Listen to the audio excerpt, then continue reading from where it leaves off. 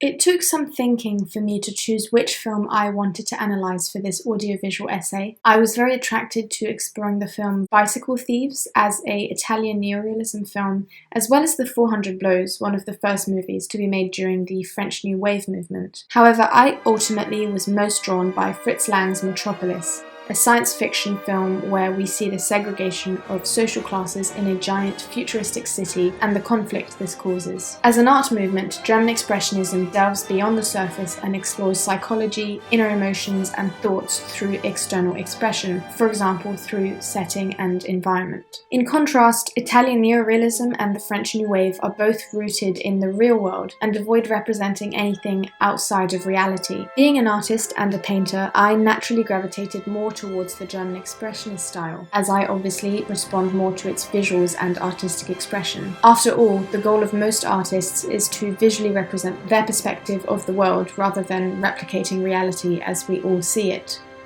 Depicting the internal through the external is also what German Expressionism and the movie Metropolis strives to achieve. Compared to the Western cinema released at the time, it was an extremely experimental film, and it challenged the norms and expectations of the entire cinema world. However, it is still a hugely appreciated movie. I believe this is partly because, of course, it's visually striking and beautiful to watch, with its unique style and performance aspects. However, I also think it's largely because of how Metropolis manages to depict the inner psyche of Fritz Lang, the director, and of the German citizens. Thus, he connects with the viewers, especially at the time of its release. As I will explore, I would definitely classify Metropolis as an art film, fitting the boundaries of art cinema and establishing Fritz Lang not just as a director, but as an auteur.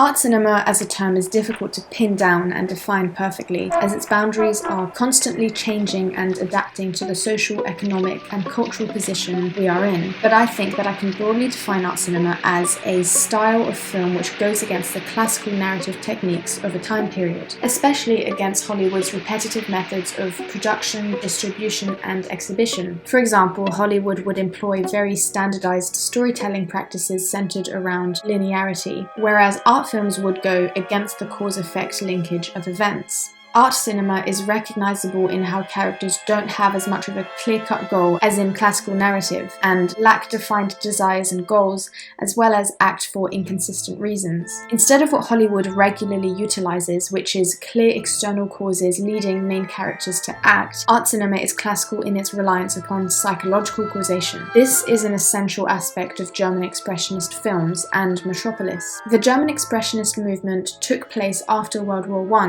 while German society endured the difficult consequences of their defeat, such as great social, economic, and political struggle. The German people also suffered psychological trauma, and the German Expressionist art style was influenced by the emotional scarring of World War I. This historical context is hugely helpful to understanding the stylistic choices in Metropolis and how they would be especially effective towards an audience in 1927.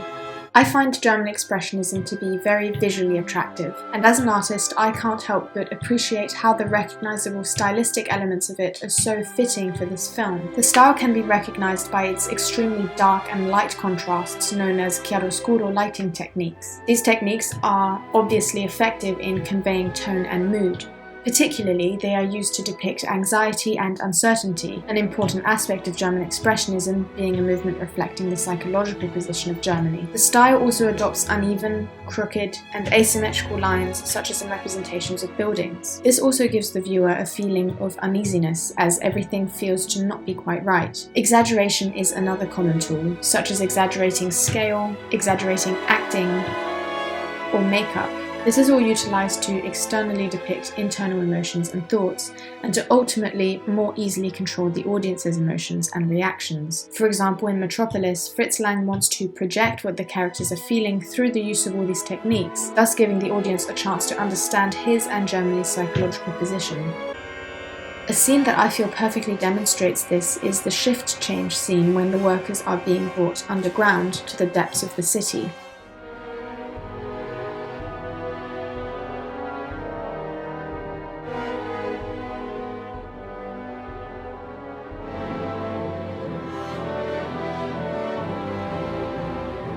Not only is the music score depressing and eerie, but the acting and somber use of lighting gives a sense of despair and hopelessness. Lang's imagery of the massive sets and buildings also seem to dwarf the workers and reduce them to being small and insignificant.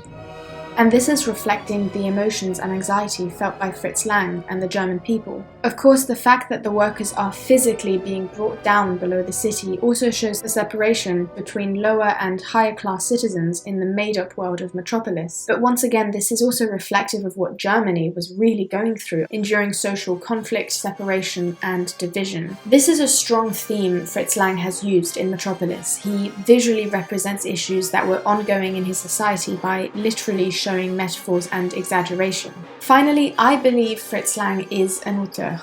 Auteur theory is an important aspect of the considerations of art cinema and defines a director as not just the filmmaker who simply sets up a camera and films a script, but as the person who brings their creative vision into reality. Alexandre Astruc argues that film directors should control the entire creative and cinematic process to more effectively execute their creative vision, and that the filmmaker's camera could be and should be understood as the equivalent of a writer's pen. This is the definition of an auteur, and this is auteur theory, and Fritz Lang has certainly done this with Metropolis. According to Ian Roberts, Lang insisted on total control of the image, which certainly shows his investment and influence in making the movie. By doing this, he has shared with his audience his vision using effects such as chiaroscuro and mise en scène to reveal characters' inner workings and visually explore the troubled psyche of all of Germany. The unique artistic expression and the themes rooted in reality all lead to suggest that Metropolis can be classified as art cinema and that Fritz Lang can be considered a real auteur.